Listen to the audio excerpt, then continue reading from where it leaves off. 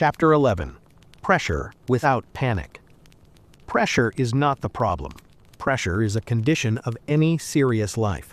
It arrives wherever effort matters, wherever outcomes have consequences, wherever work involves other people, deadlines, and imperfect information. A person can avoid pressure by avoiding responsibility, but that is not a strategy so much as a retreat.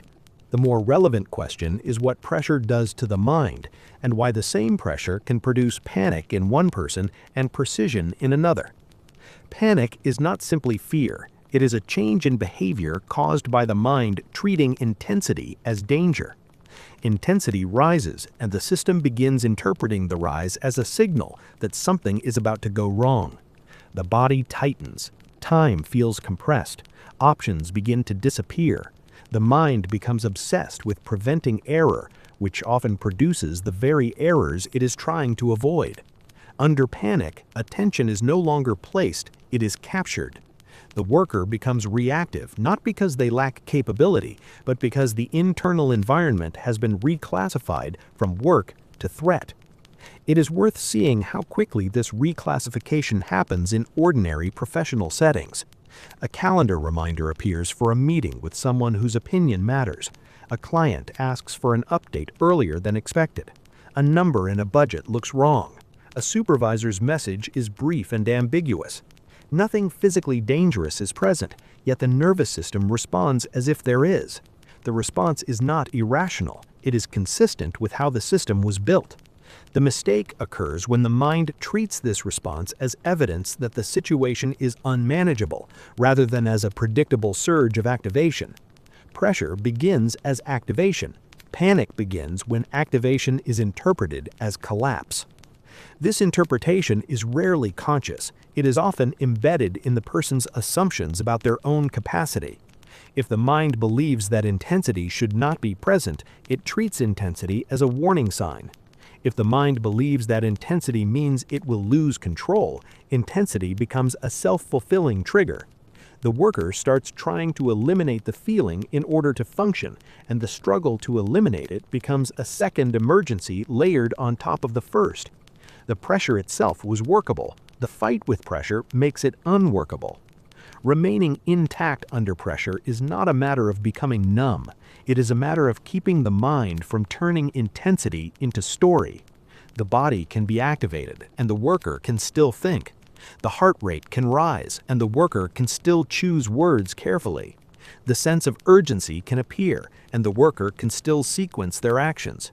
The difference is that the worker does not treat the sensation of urgency as a command to rush. Rushing is the most common behavioral symptom of panic, and it is also one of its primary reinforcers. When the worker rushes, they begin skipping steps. They stop checking assumptions. They stop hearing what others are actually saying because their mind is already answering an imagined threat. They become rough where the work requires precision. They may feel productive because movement has increased, but the movement is often misdirected. It creates new problems that keep intensity high.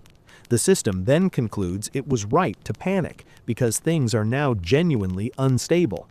A person who remains intact under pressure does something quieter. They allow intensity to rise without giving it authority.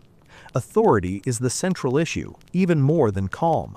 In many people, stress gains authority quickly because it feels urgent, and urgency is persuasive. Urgency makes the mind behave as though something must be done immediately or safety will be lost. Yet in most professional situations, urgency is not a reliable indicator of what is required. It is an indicator of activation.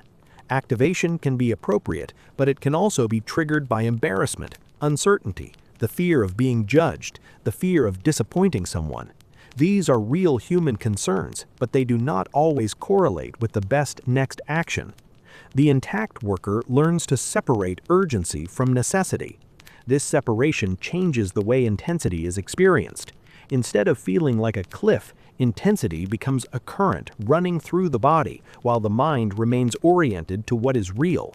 The worker can feel the current and still maintain sequence. Sequence is the antidote to panic because sequence restores time. Panic collapses time into a single demand. Sequence restores the understanding that the work will be done through steps, and steps can be taken even under strain. Strain does not prevent action. It often only prevents clean action when it is interpreted as proof that cleanliness is impossible.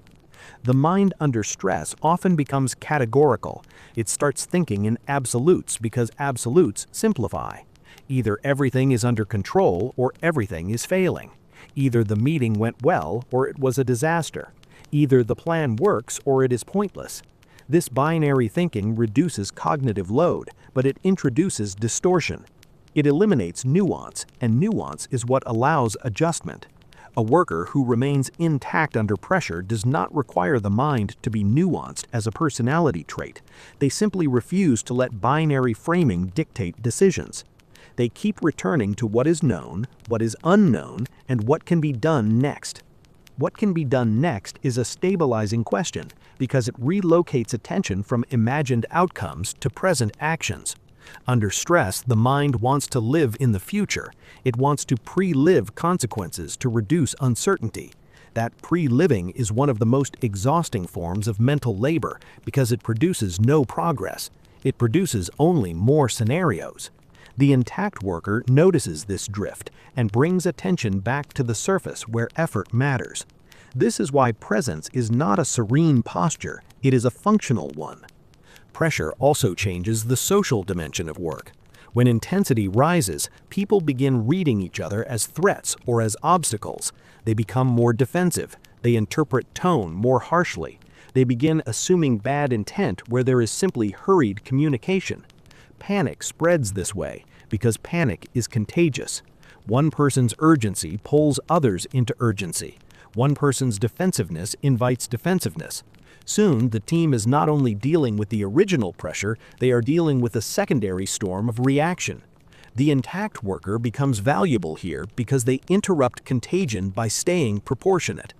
Proportionate response is the visible form of inner steadiness. It is the ability to match the energy of the situation rather than the energy of the reaction to the situation. Some moments require speed. Some require careful thought. Some require a hard conversation. Some require patience. Panic makes everything feel like the same kind of moment. It compresses the day into one continuous emergency tone. Proportionate response reintroduces variety, which is another way of saying it reintroduces reality. Reality is varied. Panic is monotonous.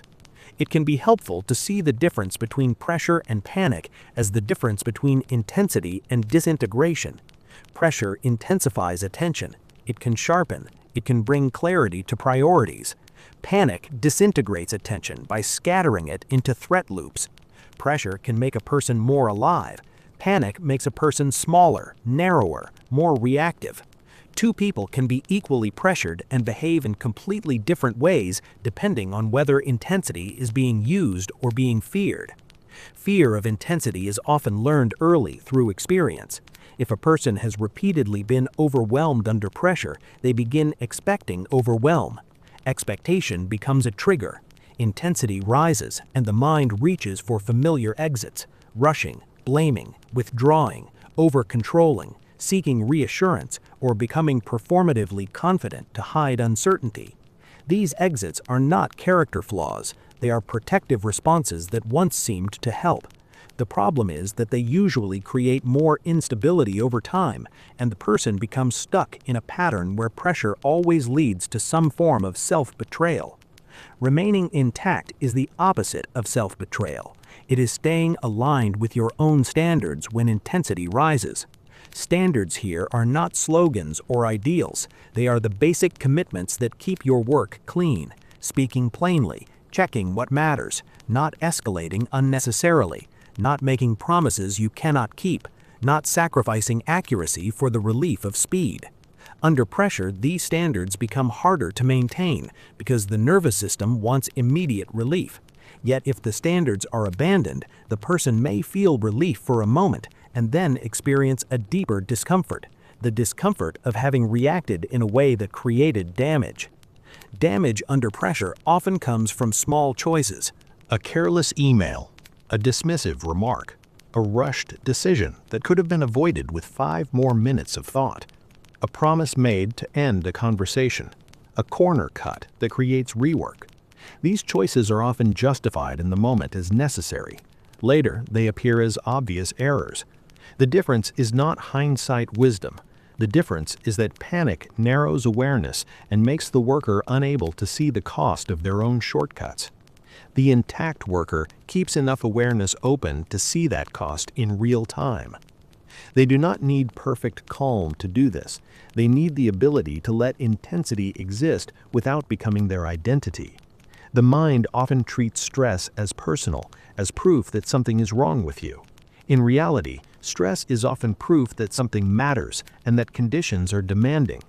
The personal interpretation turns stress into shame, and shame makes panic more likely because shame increases the sense of threat. The intact worker does not interpret stress as failure, they interpret it as a condition. This small shift in meaning can prevent the escalation that turns intensity into collapse. Pressure becomes manageable when it is depersonalized. Depersonalized does not mean indifferent, it means not fused. The worker can acknowledge consequences without making consequences feel like a verdict on worth. They can acknowledge expectations without turning expectations into a courtroom. They can acknowledge uncertainty without treating uncertainty as humiliation. This depersonalization keeps the nervous system from treating the situation as an existential threat, which keeps awareness wider, which keeps decisions cleaner. Clean decisions under pressure are usually simple ones. They involve doing the next right thing rather than the dramatic thing. They involve saying what is true rather than what sounds confident. They involve asking one clarifying question instead of sending 10 anxious messages. They involve slowing down in the exact moments where slowing down prevents error. This slowing down is often misread as hesitation. In reality, it is precision. It is the short pause that keeps the worker from becoming their own worst interruption. There is also an internal rhythm that helps preserve intactness: returning. When intensity rises, the mind will leave the task repeatedly. It will go to imagined outcomes, to social fears, to past mistakes. The worker does not need to prevent these departures entirely. Prevention becomes another fight. They need to notice and return. Return to the next sentence. Return to the facts of the situation. Return to the immediate requirement. Return to the tone that keeps the conversation usable. Return again as many times as necessary. This returning is not glamorous. It is the central muscle of composure. Composure is not a trait. It is the repeated act of not leaving. Not leaving does not mean staying frozen. It means staying in contact with reality rather than with the mind's drama about reality. Under pressure, drama feels compelling because it offers a sense of significance. It also offers a sense of explanation. If the situation is dramatic, then your intensity makes sense. If the situation is ordinary but demanding, then your intensity must be managed without theatrical justification. The mind prefers theatrical justification because it makes panic feel reasonable. The intact worker does not need panic to feel reasonable. They let the pressure be what it is and keep working. This is where strength becomes visible, not as performance, but as steadiness. People often imagine that those who remain intact under pressure are those who do not feel fear. Many of them feel it. They simply do not obey it. They do not turn fear into policy. They do not let fear dictate tone, sequence, or decision. They let it exist while they choose the next step based on what the situation actually requires. This does not remove stress. It keeps stress from turning into damage. Damage is what people fear most, even if they do not name it. They fear being seen as incompetent. They fear being blamed. They fear being judged. They fear losing status. Under pressure, these fears can become louder than the task. The task then becomes secondary to image management. Image management creates noise, and noise degrades performance, which increases fear. The loop is familiar. The intact worker breaks it by refusing to prioritize image in the moment of pressure. They choose function over theater. Over time, this becomes a form of trust within oneself. Not the inflated trust of believing everything will go well, but the grounded trust of knowing you will remain aligned with your standards even when it doesn't. That trust reduces panic because panic is often the fear of losing yourself under intensity. When you have evidence that you do not have to lose yourself, intensity becomes less threatening. It becomes a signal that the work matters and the moment requires attention, not a signal that collapse is coming. Pressure remains, but it becomes a clean pressure rather than a chaotic one. Clean pressure does not feel pleasant. It feels direct. It feels like demand without drama. It is the kind of pressure that can be carried because it does not add unnecessary weight. It does not require the mind to make up stories about catastrophe or salvation. It requires only contact, sequence, and return. The worker remains intact not by escaping intensity, but by refusing to turn intensity into panic, and by doing what can be done in the only place it can be done, here, now, with attention kept deliberately on what is real.